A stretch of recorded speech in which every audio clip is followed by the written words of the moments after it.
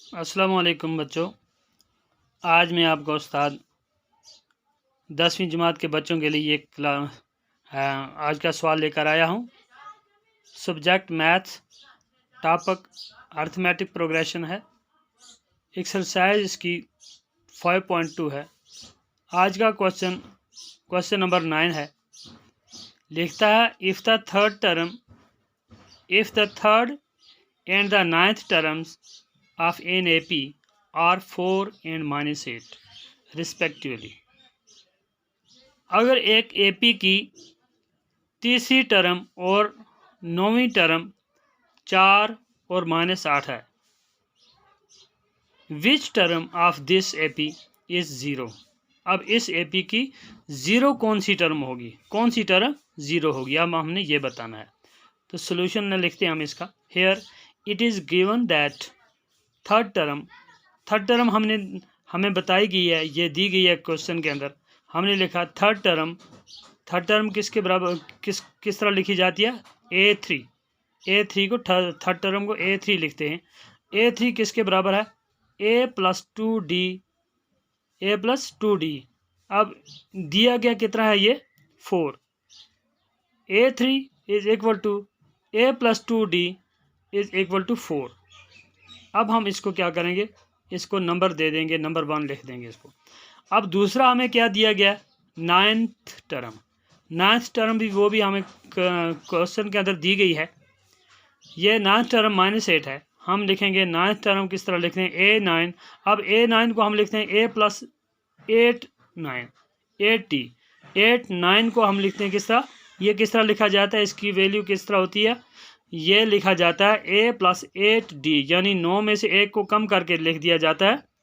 A9 is equal to A plus 8D is equal to -8। ये कितना है, -8 ऊपर सवाल में दिया गया। इसको नंबर 2 लिख देंगे हम। अब हम क्या करेंगे, कंपेयर करेंगे, एलिमिनेट करेंगे इन दोनों को। इसके बटे के नीचे इनके ये प्लस का है, ये माइनस लिख देंगे। इसके नीचे सिंबल माइनस की लिखेंगे। अब यहाँ माइनस की सिंबल है, ये प्लस की सिंबल लिख देंगे। किसके नीचे वाली जो टर्म्स होती हैं, नीचे वाली जो इक्वेशन होती है, उसके नीचे माइनस या प्लस की सिंबल हम चेंज कर देते हैं। अब जब ऊपर भी प्लस वाला था A, नीचे वाला A प्लस था, उसको माइनस कर दिया, ये दोनों कट हो गए, एक प्लस का एक माइनस का, ये आपस में ख़त्म हो गया, सब्ट्रैक्ट हो गया। अब दूसरा क्या है, प्लस 2D माइनस 8D।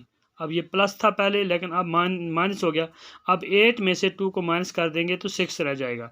अब 6 जो है माइनस वाला रहेगा, किस लिए, 8 अब माइनस का है। अब बड़े नंबर के साथ माइनस है तो हम माइनस लगाएंगे, ये आ जाएगा 8 में से 2 को माइनस किया तो 6 -6D रह गया। आगे वाला क्या है, अब 8 में से 8 माइनस का था तो ये प्लस का हो गया। अब ऊपर वाला भी प्लस का, नीचे वाला भी प्लस का, दोनों प्लस हो गए। इनको हम प्लस कर देंगे, ये ऐड हो जाएंगे। 8 प्लस 4 ये 12 हो जाएगा। इस तरह -6D इज इक्वल टू 12 बनता है। अब हम D की वैल्यू निकालेंगे, क्या आती है, D is equal to 12/6, 12 divided by 6 -6। अब -6 से 12 को डिवाइड करेंगे तो ये आ जाएगा -6, 6 2 ज़ार 12, ये -2 आता है। क्या आता है, 2 आता है। इस तरह हमें D मालूम हो गया, ये D इज इक्वल टू -2 बनता है। D क्या चीज़ है, कॉमन डिफरेंस। क्या है ये कॉमन डिफरेंस हमारा D है। D हमें निकल गया। अब इसी तरह हम आसानी से अब हम D की वैल्यू पुट करके इन दोनों में से किसी एक में, या 1 में लगा देंगे या 2 में पुट करेंगे तो हमें A भी निकल जाएगा। देखिए, put the value of D is equal to -2 in 1, किस में लगा दिया मैंने, 1 में। We get A plus 2D is equal to 4। कितना, A3 कितना था, A plus 2D is equal to 4। हमने लिखा A plus 2D is equal to 4।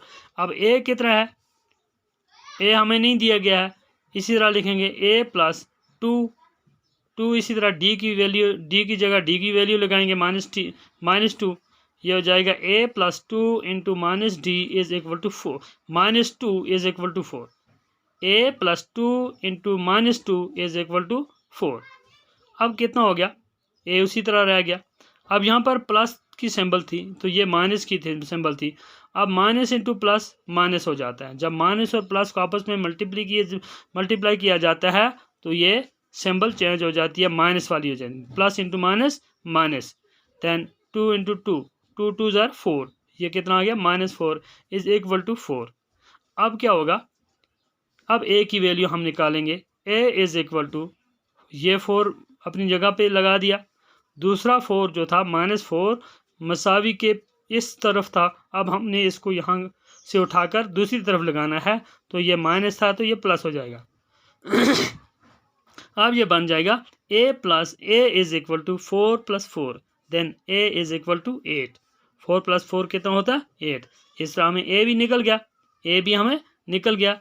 हमारे पास d आ गया -2 एंड a कितना आ गया 8।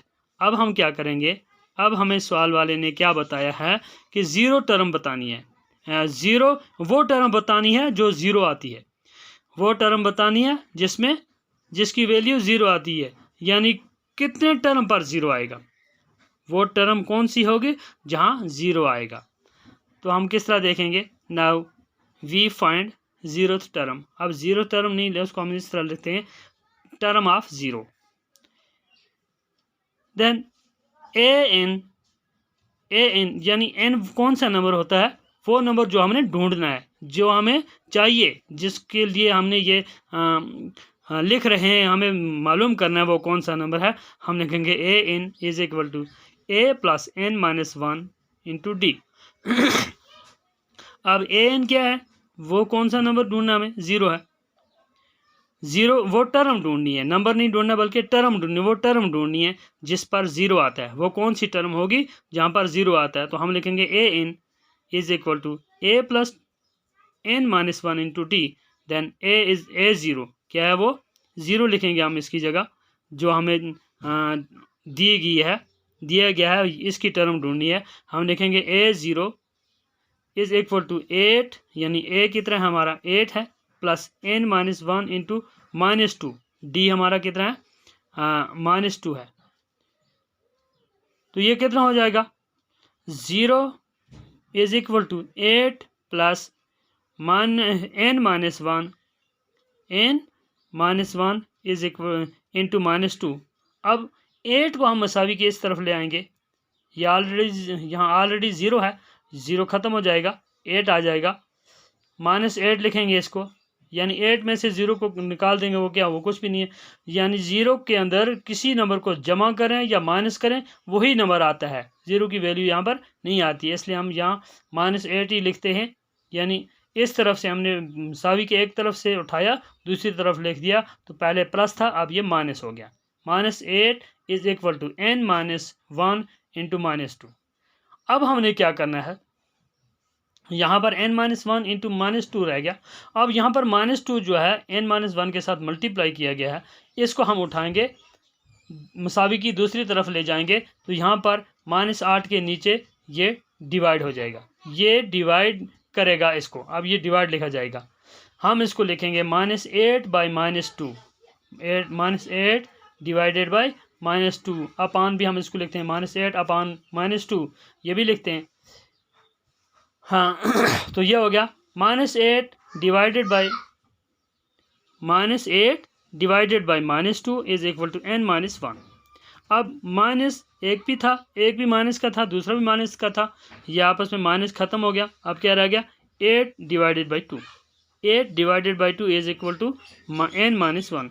अब डिवाइड 2 से जब हम इसको 8 को डिवाइड करेंगे तो कसर काटेंगे, ये 4 आता है, यानी 2 4 ज़ार 8 होता है। अब हमारे पास क्या आ गया, इसको हम लेकर इधर आ जाते हैं, n minus 1 is equal to 4, n minus 1 is equal to 4। अब यहाँ पर -1 है, इसको हम मसावी की दूसरी तरफ ले जाएंगे 4 की तरफ, तो यहाँ पर माइनस था, उधर जब चला जाएगा ये प्लस हो जाएगा। हम लिखेंगे n is equal to 4 plus 1, कितना 4 प्लस 1, तो ये हो जाएगा n इज इक्वल टू 5। इस तरह हमें वो टर्म निकल गई जिसकी जगह हमें ज़ीरो आता है, वो 5वीं टर्म है। कौन सी टर्म है, 5वीं टर्म है। तो हम लिखेंगे hence 5th term is the AP, 5th term is this AP ना ऑफ दिस, क्या फिफ्थ टर्म ऑफ ये ऑफ है, fifth term of this AP is 0। वो